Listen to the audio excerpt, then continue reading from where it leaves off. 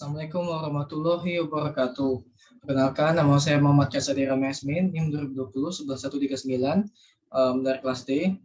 Kali ini saya akan mempresentasikan apa yang telah kita pelajari pada mata kuliah pengukuran besaran listrik semester 3. Ini presentasi untuk ujian tengah semester.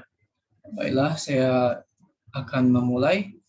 Untuk kali ini itu judulnya adalah TS pengukuran besaran listrik.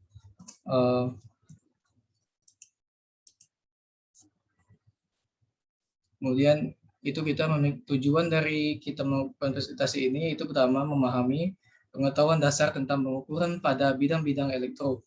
Yang kedua, mempelajari tentang alat-alat yang digunakan. Yang ketiga, memahami faktor-faktor apa saja yang mempengaruhi ketelitian alat ukur. Dan yang keempat, memahami kesalahan-kesalahan dan pengukuran atau menggunakan alat ukur. Dan ini adalah daftar isi yang akan saya presentasikan. Pertama itulah pengukuran yang dimana memiliki isinya itu adalah pertama pengertian dari pengukuran itu sendiri, kemudian tujuannya, besaran dan satuan, dan besaran pokok dan besaran turunan.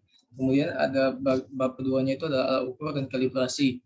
Itu isinya itu adalah pengertian alat ukur, klasifikasi alat ukur, hal yang perlu diperhatikan saat menggunakan alat ukur dan caranya, dan alat ukur pada bidang elektro.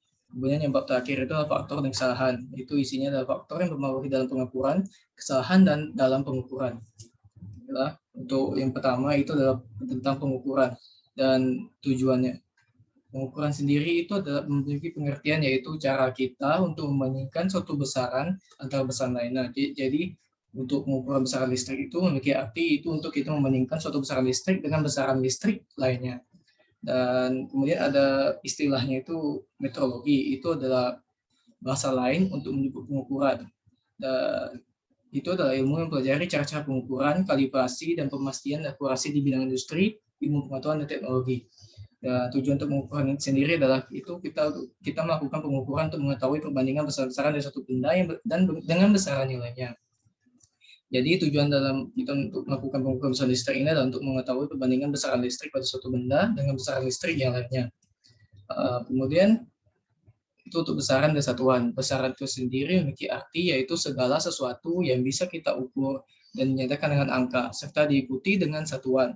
Dan untuk satuan itu dia memiliki pengertian yaitu segala sesuatu yang kita gunakan untuk menyatakan hasil pengukuran atau perbandingan dalam suatu pengukuran tertentu. Kemudian ini adalah tabel dari besaran pokoknya. Kita bisa lihat di sini setiap dari besaran pokok memiliki lambang satuan dan lambang satuannya tersendiri. Besaran pokok itu adalah besaran yang satuannya itu telah ditentukan terlebih dahulu dan tidak ditentukan dari besaran-besaran lain. Yang menentukan itu adalah para profesor. Dan untuk besaran turunan itu ada tabelnya. Bisa kita lihat juga mereka setiap besaran turunan itu memiliki lambang satuan dan penjabarannya masing-masing. Besaran turunan ini sendiri adalah besaran yang didapatkan dari penggabungan besaran-besaran pokok tadi yang sebelumnya ini. Kemudian untuk bab kedua itu adalah alat ukur dalam pengukuran. Alat ukur itu sendiri itu memiliki arti itu adalah sebuah alat atau instrumen untuk mengetahui nilai besaran suatu kuantitas atau variabel. Dan alat ukur ini bisa disebut juga sebagai instrumen. Kemudian untuk klasifikasi alat ukur itu pertama ada pengukuran besaran listrik dan kedua itu ada pengukuran besaran listrik. Untuk pengukuran besaran listrik itu seperti arus yang memiliki satuan ampere, tegangan yang satuannya volt, dan listrik yang satuannya watt dan lain-lain. Dan untuk pengukuran besaran yang tidak berhubungan dengan listrik itu seperti suhu, luas, cahaya, tekanan, dan lain-lain. Dan ini juga klasifikasi alat ukur lain itu seperti untuk alat ukur yang panjang seperti mikrometerskop, alat ukur untuk yang massa, dan alat ukur waktu, dan alat ukur untuk suhu. Kemudian ada beberapa hal penting yang perlu diperhatikan saat menggunakan alat ukur. Yang pertama itu alat ukur harus dalam keadaan baik, dan kedua secara bertahap, secara periodik itu kita harus mengecek alat ukurnya, kalibrasinya. Ketiga, penyimpanan atau transportasi alatnya itu harus diperhatikan supaya tidak terjadi kerusakan pada alatnya. Keempat itu adalah operator atau orang atau praktikan yang sedang melakukan praktikum itu harus teliti. Yang kelima, keadaan di mana dilakukan pengukuran harus kita perhatikan dengan baik-baik. Yang keenam itu jika diperlukan laporan atau saat kita melakukan laporan itu, maka saat mencatat hasil pengukurannya itu harus berhati-hati atau harus tepat.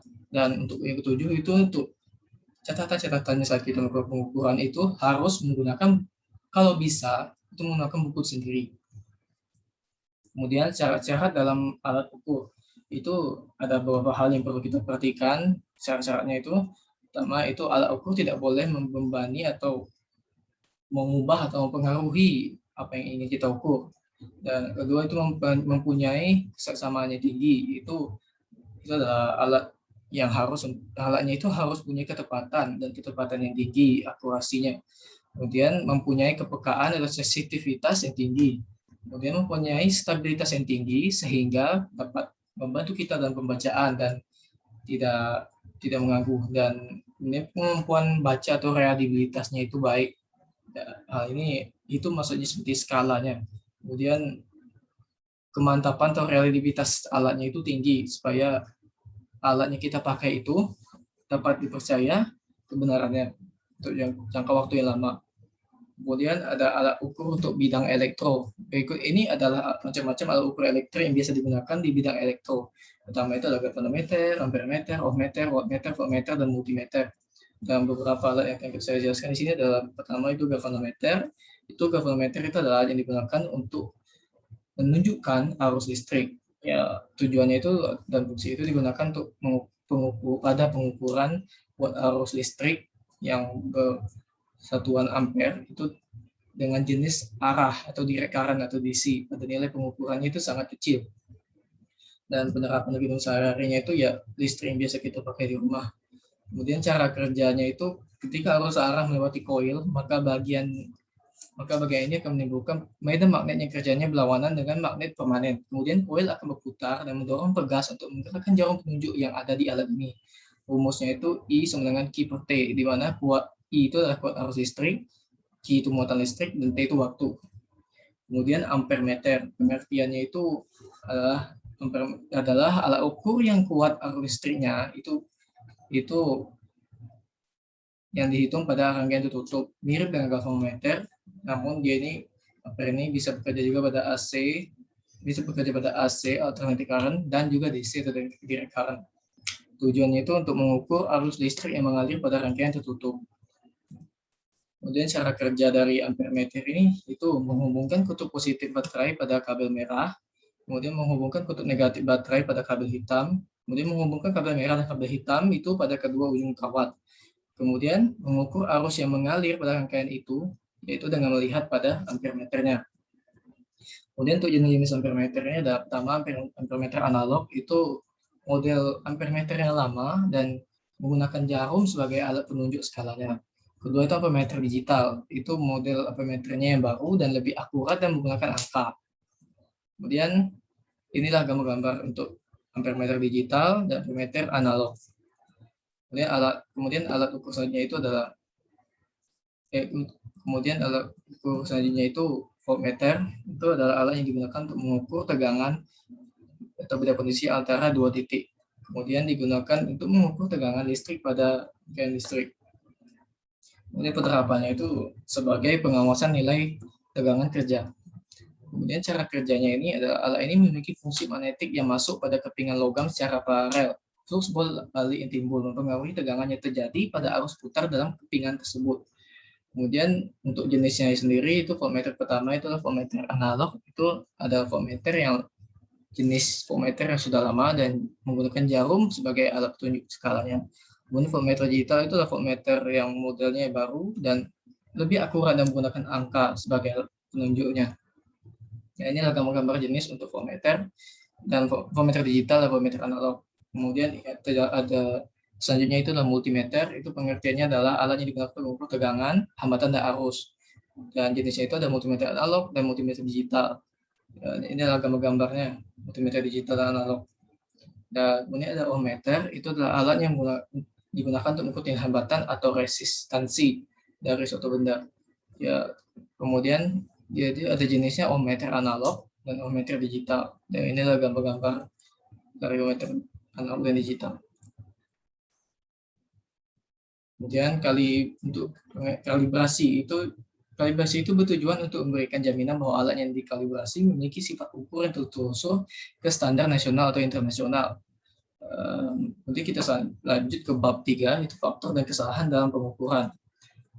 Faktor-faktor yang dapat mempengaruhi dalam pengukuran itu diantaranya alat ukur. Kemudian pertama itu alat ukur, kemudian cara pengukuran, dan orang atau praktikan yang melakukan pengukuran tersebut. Kemudian kesalahan dalam pengukuran. Itu yang pertama ada kesalahan umum atau gross errors. Itu adalah suatu kesalahan yang disebabkan oleh manusia sendiri, seperti keteledoran atau kesalahan dalam mengukur. Kemudian kedua itu kesalahan sistematis atau systematic errors. Itu seperti kerusakan alat ukurnya sendiri dan bukan salah manusianya. Ketiga itu kesalahan acak atau tidak disengaja atau random errors. Itu biasanya disebabkan karena perubahan sistem pengukuran yang terjadi secara acak. Jadi bisa terjadi kapanpun, kita tidak tahu. Kemudian keempat itu adalah keakurasi dan presisi. Baiklah, untuk sebelum menutup presentasi kali ini, saya ada memiliki quote untuk memotivasi saya. Itu adalah quotes dari atau kata-kata bijak dari Napoleon Hill. Itu adalah Edison gagal 10.000 kali sebelum dia berhasil membuat lampu listrik. Jangan berkecil hati bila Anda gagal beberapa kali. Baiklah, hanya sekian yang dapat saya sampaikan. Bila kurang, mohon maaf. Wassalamualaikum warahmatullahi wabarakatuh.